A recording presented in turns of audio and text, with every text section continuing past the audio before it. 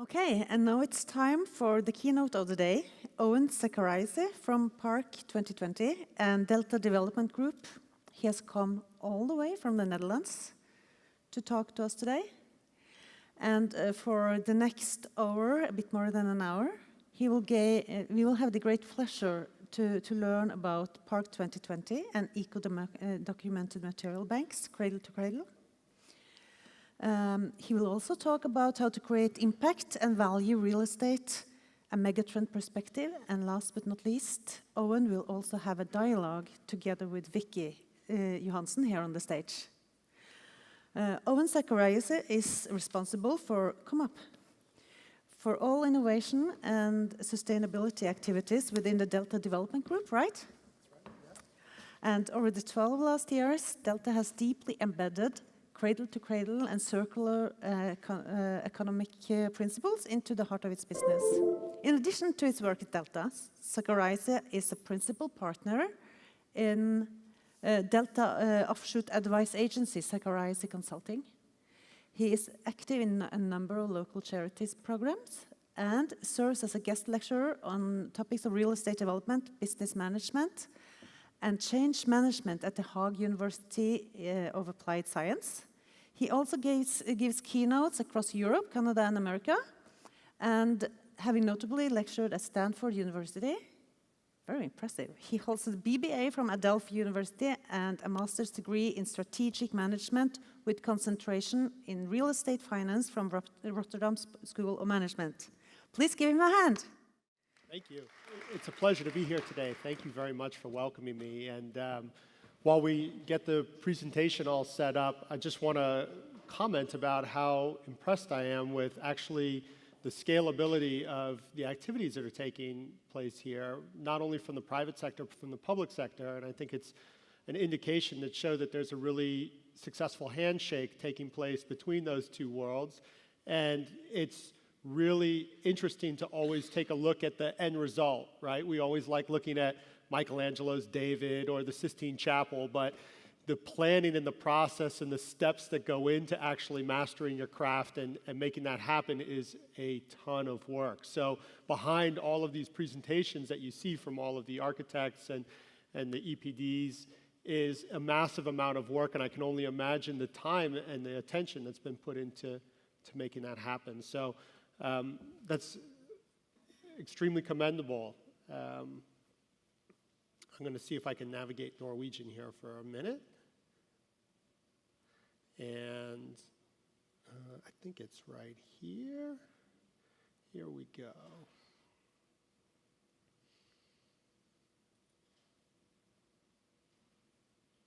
So I'm going to talk first a little bit about a project that we've done in the Netherlands. The project is called Park 2020. And it's an area development that we've done by the Amsterdam International Airport, Schiphol. It's about a stone's throw away. And we started this project quite some time ago. Since 2012, we've built about 1 million square meters according to the circular economy. I will make sure just that this presentation is available to Vikki so that all of you can have this as well. So just sit back, relax, and enjoy the show. And if you have any questions, then we can address those as well.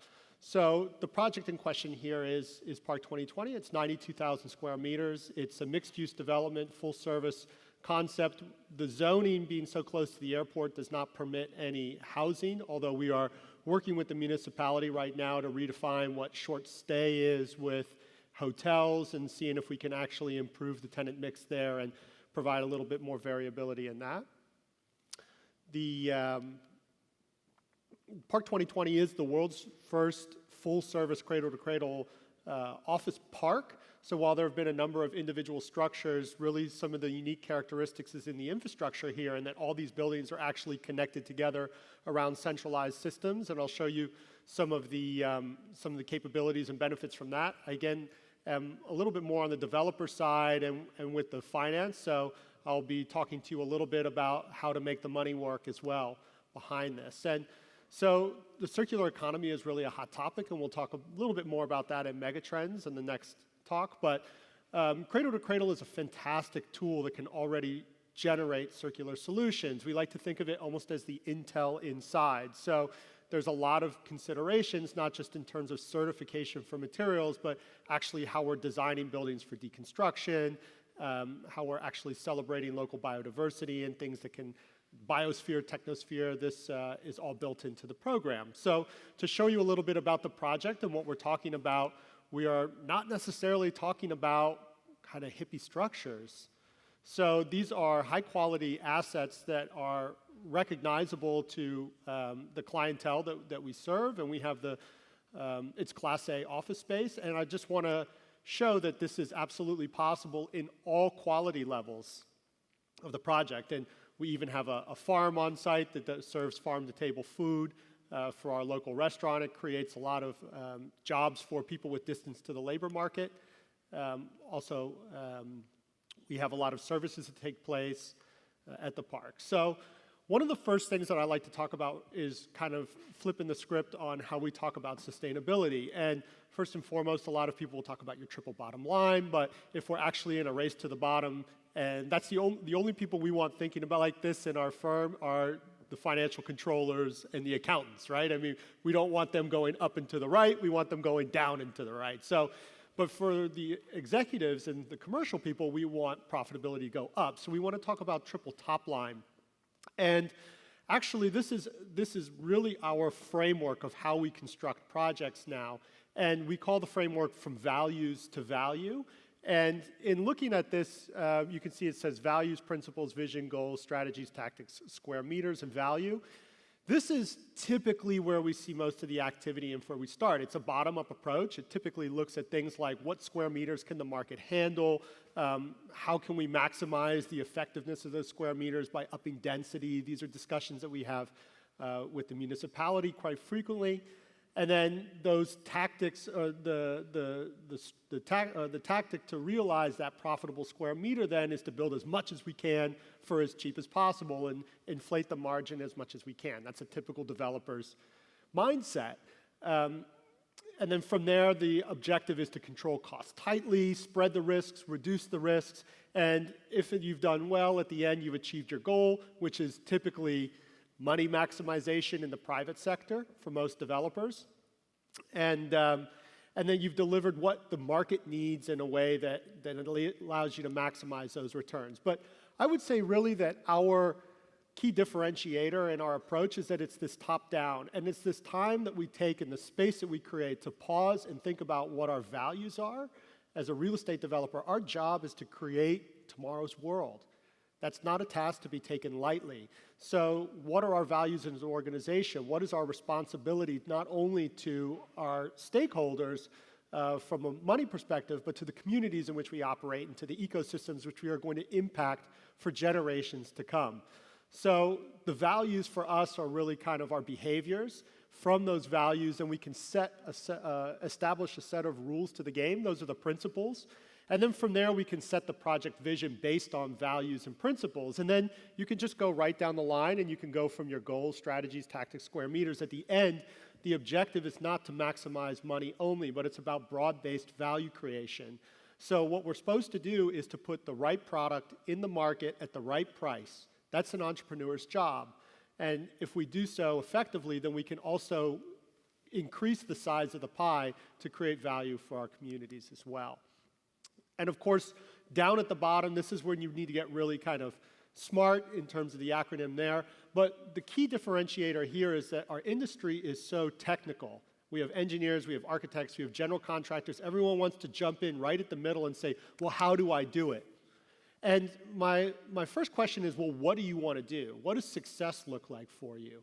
And how do you go about achieving that? So I will talk to you a little bit about what our values are, but before I do so, I want to make sure that I address this, because the first question I always get is, how much more expensive is it to do this? Well, actually, we're 1.4% under budget at the moment. Our rents right now are outperforming the market by 15 to 30%. This is translating to exit yields for 40 basis points above the market, the yields are below market yields, translating to 40 basis points of increased economic returns for our shareholders. Our construction costs have reduced by 19% since we've actually started implementing this. Our user satisfaction, which is an important marker for us because these are renters in many of the cases, so what's the opportunity that they will extend their lease after the first lease runs out, is over 95%. And when we started the project, we set our hurdle at a return on investment of 10%. And right now we're delivering to our equity partners 13% plus. So they keep giving us money, we keep building projects, and the whole system keeps going around. So I can for those out there that say, yeah, this looks great, but it's going to be too expensive, and the market's not demanding this, well, I would say that's not necessarily true. And we can show that that is indeed, it can be done well. So what are our values then? Well, as trying to build the world's first cradle-to-cradle inspired office park, we adopted the values from Cradle to Cradle, which I find a fantastic value statement. How do you love all the children of all species for all time? So the time component there, and actually that it's not the first responsibility is to the immediate people, but it's actually to create value for the people that are going to come next and come after that and after that. And it doesn't necessarily set one species above the other, so fauna is just as important as people in these projects. Our principles then, after building that statement, we wanted to keep it under 5. And so first and foremost is to use business as an engine for change. So I don't believe necessarily in making showcase projects that will put everybody in the poorhouse. Nobody is going to follow suit with that. So we really wanted the economics to lead. The second was to enhance value creation for our people and our communities. The third was to enhance the health and resilience of our ecosystems. And the fourth was, of course, to seek continuous improvement and get better step by step in 1 to 3. And practical steps on how we did this then is the business case is always market driven. So it's always fluctuating, but what the market can handle, that's where we'll start our economic propositions. Profit is necessary. I don't believe profit is a bad word. I believe that some of the ways that we go about it is perhaps needs a second thought, but profit in itself is a healthy thing. So profit for us was a 10% return on investment as a benchmark. For value creation, we talk about job creation. That was one of the key requirements that the cities and municipalities have. So we want to talk about what types of jobs are we creating, and not only what types of jobs are we shifting from one location to the next, but the creation of new jobs into the community as well. Health and well-being is front and center in our minds. We wanted to enhance the productivity, and not only the productivity, but the engagement of people. And doing that through meaningful human interactions was something that we really wanted. For example, none of our canteens or cafeterias have 4 top tables. And this is just a simple little solution, because if you build 4 top tables, people group up in groups of 4. It's a very comfortable group setting, but we always build at least groups of tables of 6. And so you can still go with your groups of 3 other friends, but then you have 2 new people sitting next to you. And then the opportunity for ideas to transfer between departments. Oh, I'm Bob. Oh, I'm Susie. What do you do? I work here. I do that. Oh, tell me about what you do. That's the way that we actually create what we like to call planned serendipity for our organizations within the project. And for the ecosystem and the resilience of the ecosystems, we prefer cradle-to-cradle materials. There's currently not enough available actually to build an entire building. And of course, budgets are leading. We have the economic value proposition, so we have to consider all of these aspects. We look for localization of species, non-invasive species of localized flora and fauna. And these are really looking for migrating birds as well. And so that we really wanted to then also look at natural energy flows, and this is about on-site orientation and how we can maximize those, and then use best-in-class, where economically viable technologies to generate more clean renewable energy than we consume, that the water leaving our park is drinking water quality, these types of things. And a lot of these are big, hairy, audacious goals that still take some time to improve upon. And for continuous improvement, it's about learning, it's about sharing, it's about generating a lot of new contacts and distributing this information freely. So this leads then to the vision, and the vision will then lead to our goals. And so our goal is a delightfully diverse, safe, healthy, and just world with clean air, water, soil, and power, economically, equitably, ecologically, and elegantly enjoyed. Now, raise your hand if that doesn't sound good to you. So we're all on the same page. We can all accept that this would be a desirable outcome. And of course, you see that economically is there as well. And so now that we can move into that smart capabilities, we really need to kind of roll up our sleeves and get busy. And in order to do so, we start in what we call backcasting. So we always start at the end delivery date. You'll see that that was 2018. We started this project in 2005. Sometimes timing is not really great, but we are accepting now that this is kicking out a little bit longer. But you start always at the end and you define what 100% good looks like. And from there, you can start backcasting. Again, we were pretty ambitious, and we thought every single building was going to get better building to building. That's an unrealistic goal, we quickly found out. So what we could do was limit phasing and open up new phases. And that gave us also a little bit more time to create space and learn from each other. Our focus areas were water, energy, biodiversity, and materials, and people were so important that they got their entire own category and approach as well. So looking at energy and water, the infrastructure, all of the buildings are centralized around a canal. We're Dutch, so we do that well.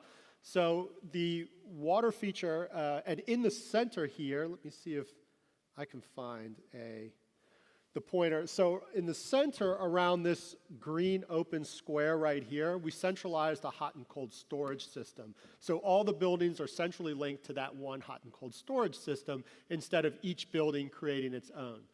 And then the ice water from the winter is stored in the ground, and that's the cooling for the summertime, and the warmer water is pumped in the ground in the summer, and that's the heating for the winter, and then each building requires a heat pump to bring the water up to the temperature required for heating.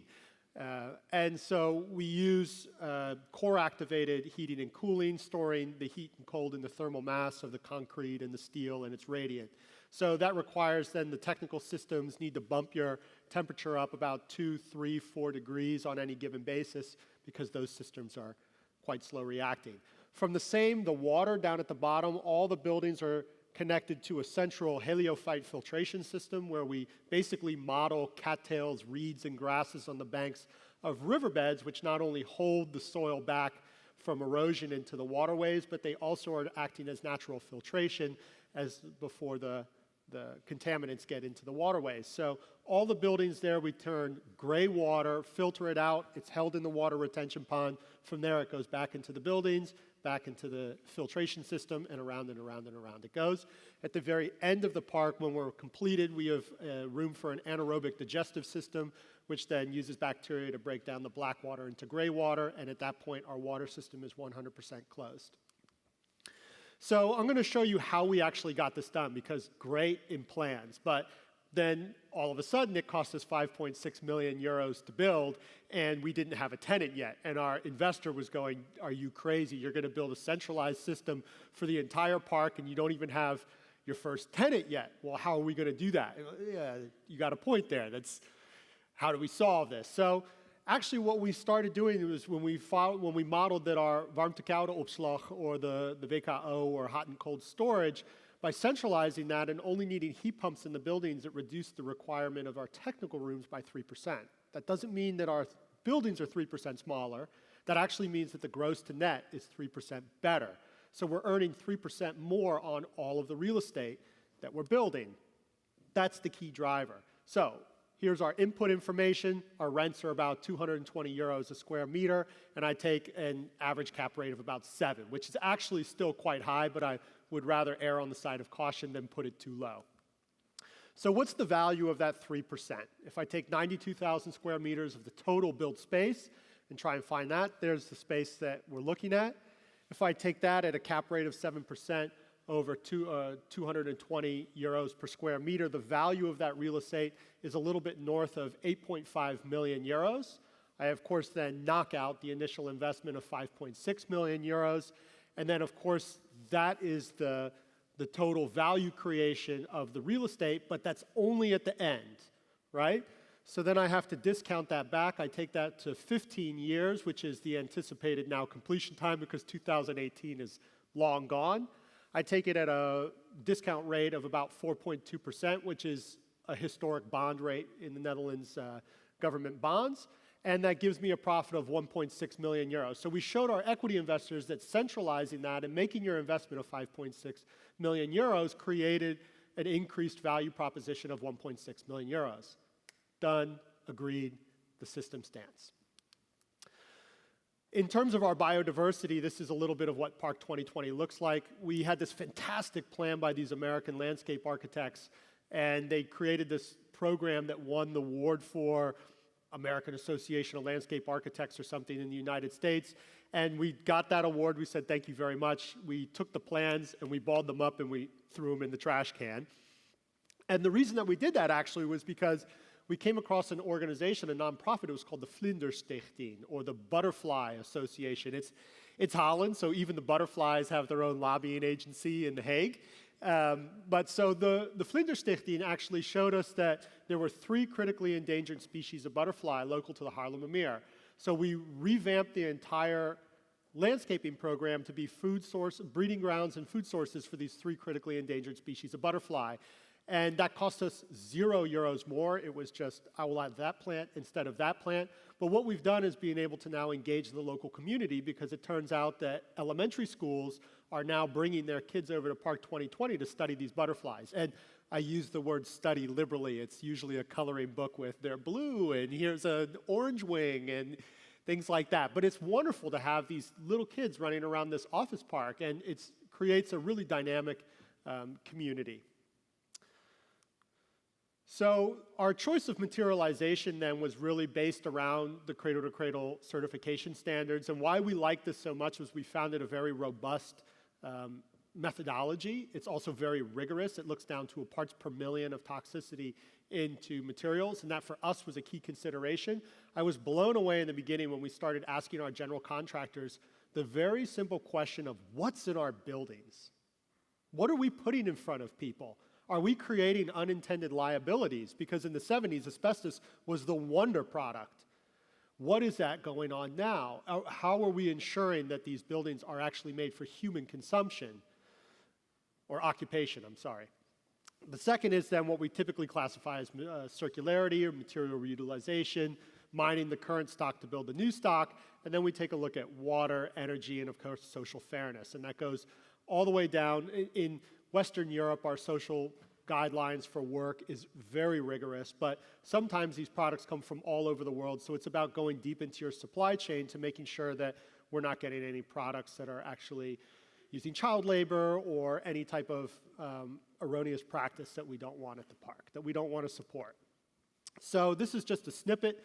I'm proud to say that Park 2020 is the largest collection of cradle-to-cradle certified materials of any project in the world, and I promise you that does take quite a bit, because the will of the general contractor was not necessarily to look at materials. It was, how do I get what we call gelijkwaarde, or of equal value? Oh, this works just the same way, but it's 20,000 euros cheaper. How can I get that? Well, we actually want these materials, so we actually said, we want you to spend the entire budget. And we gave them a higher return on the profit sharing at the end. This is the total list. It's too small to see, but the point that I make here is, again, there's not enough materials to make even an entire building, let alone an entire office park. So we need to keep people on staff, and we keep material intelligence experts and chemists on staff that are screening potential products according to the cradle-to-cradle certification standard on toxicity, reutilization, water, energy, and social fairness, to give us an indication of whether these products are good to use, okay, but try and find a better alternative, or bad. And I'm not a chemist. I really don't pretend to be. They give me a great green light, yellow light, red light kind of stoplight that lets me know, okay, that one's not good, and we trust the fact that we have very good chemists on our payroll. And so these material maps, this was not at Park 2020, but I'll show you that this is one that we did for a different city for an area development. So what you can do is you can see from different phases, from start of construction till end of completion, they wanted to look at water, air, soil, energy, biodiversity, human beings, and materials. And you can take conscious decisions in each year that will affect each of these. So the idea is to start at the end, at 2026 again, and define what good looks like, and then backcast to today to say, how do we start? And when we're selecting materials in our programs, even in the early design phases, we're already identifying where good materials exist and how we can put them in. We do that on the inside as well. And we make things like this too, which are kind of red flags. These are hazard areas. So these are things like in particle board, or there's a lot of formaldehyde that's in the glue. This is off-gassing into the environment. It's a suspected carcinogen, formaldehyde. So we don't look at this to look to the general contractor and say, you may not use this. But it's really an empowerment tool to say that this is where the toxins exist. So ask the question to the people that you're buying your materials from. Is there formaldehyde in the glue in your particle board? If they can't give the straight answer that's verified of no, then we want you to make a selection of a different product. The second part of the talk that I'll give today is what we like to call buildings as material banks. We started working on this about 9-10 years ago. And this is something that became really exciting for us based on a presentation that I saw from this sheet right here. And so this is actually what you'll see is 3 different graphs. This is already made in about 2012. So this is already dated material, which will hopefully not keep you up too late at night, but it is, it's alarming. So what we have over here is the actual consumption of our materials. And what we have over here is the anticipated remaining stock that we have in our world of unmined resources based on current consumption rates. You have 2 lines. The outside line is on current global consumption, and the inside line is what would happen if the rest of the world went to half of the consumption of the United States. And over here is our recycling rates, and then of course we're already starting to take a look at US populations and global populations, and you'll find some extremely shocking things, like we only have 61 years of unmined copper left at the time of this publication. So we talk a lot about energy crisis and financial crisis, but our resource scarcity is a real crisis that is with us today, right now, and we need to have solutions for these. So this kind of piqued the financial kind of economist's brain in me, and if you start looking at these things, they're commodities. So if scarcity does exist, what does this mean in financial markets? And so this right here is copper products. This is done by the Federal Reserve of the United States, so apologize, it's in US dollars.